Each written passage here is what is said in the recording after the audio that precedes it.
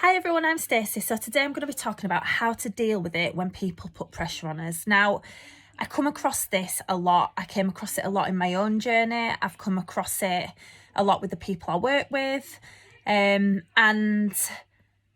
this strategy so far has got 100% success. So, big statement, but just bear with me. So basically what I have realised is that when people put pressure on us to join in, 9 times out of 10, as much as we think they're sabotaging us and what happens is we think that we're letting them down by not joining in, that we're somehow disappointing them by not joining in, and then we get left feeling guilty.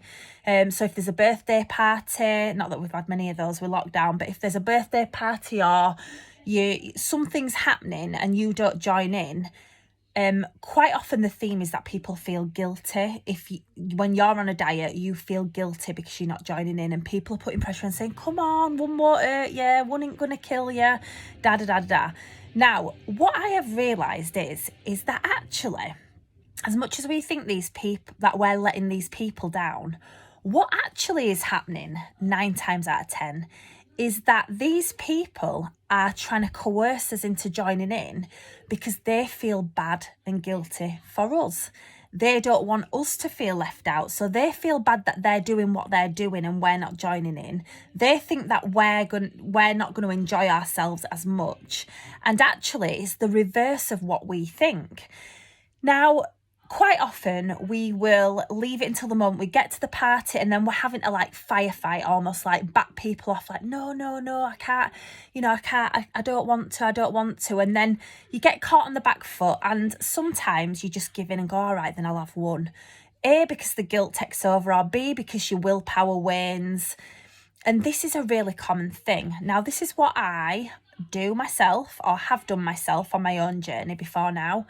And this is what I advise other people to do. And so far, it has worked 100% of the time. And what that is that these people, because they're saying, come on, get involved, they think that you're missing out. Therefore, you're going to suffer not to get involved. What they don't realise is that actually you're at a point where you're ready to make a change, and you need to make a change for yourself, and you can't keep doing the same thing and expecting the different outcome. There will always be an event, there will always be a reason to eat food and drink, especially when we associate food and drink with fun, parties, rewarding, commiserating, celebrating, all these things. Name one day in your life where you're not either celebrating, having fun, rewarding yourself, commiserating, or celebrating.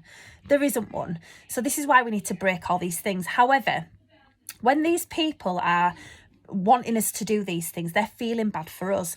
But what we need to realise is that actually, before we get to these events, the best way to deal with this situation is to be vulnerable and to speak to these people beforehand, your friends, your family, because they want the best for you. They love you.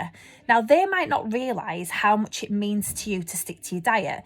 They'll be thinking, one won't hurt you, this, that and the other.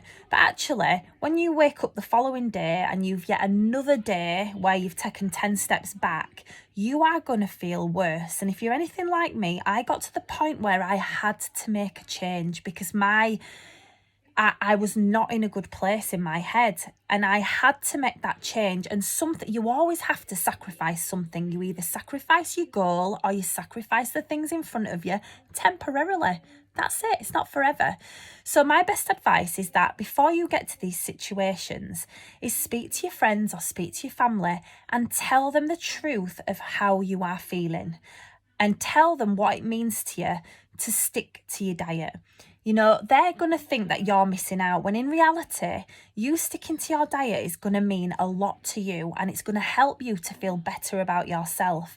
If they know that, if you say to them, listen, I want to, of course I want to have a wine and I want to have whatever food's in front of me, but I'm not in a good place and I need to fix that, because every day that I don't stick to a diet, I am sinking. And that's how I felt. I felt like I was sinking in quicksand and I couldn't get out quick enough.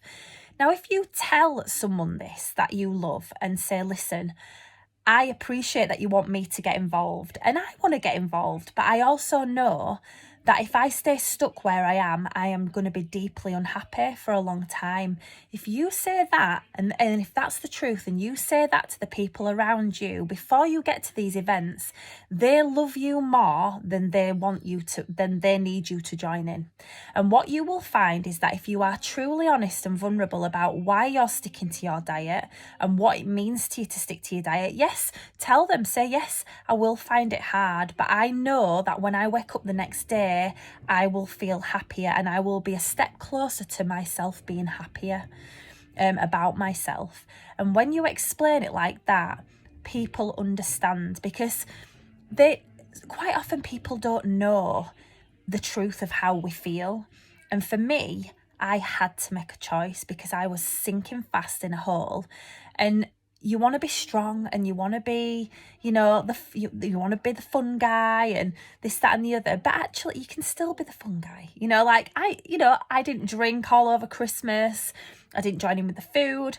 Still played all the party games. I actually had one of the best Christmases I've ever had. But I explained what it meant to me to stick to the diet. And and when people know the truth of what it means to you and why you're doing it, and that actually, yes, that food and that wine will give you that instant feeling of gratification, but actually it will keep you stuck in a place where you don't want to be stuck. When people know that, they will support you, and they won't coerce you because they love you and they don't want you to feel like that. So my best advice is, remember that these people are getting you to join in because they think that you're going to miss out. It's not about you letting them down. It's about them feeling that you're going to be missing out. Number 2 is just be vulnerable. Tell people the truth and do it before the event happens. Make sure that the people that are going to be the ones that are dragging you into the party know the exact truth before you get there. Even if it's just a text, say, being vulnerable and telling them. I know that being vulnerable isn't easy for everybody, but I'm telling you, if you are vulnerable with these people and you tell them the truth of how much it means to you to be able to stick to your diet, and that actually it is hard, but you're doing it for the greater good of yourself, and that you need their help and support, I'm telling you, they will give you their help and they will give you their support, because they realise actually that by them not dragging you into it, it's better for you. Whereas when they originally drag you into it without knowing these things, they think it's better for you to join in rather than be left out. It's like the pack mentality.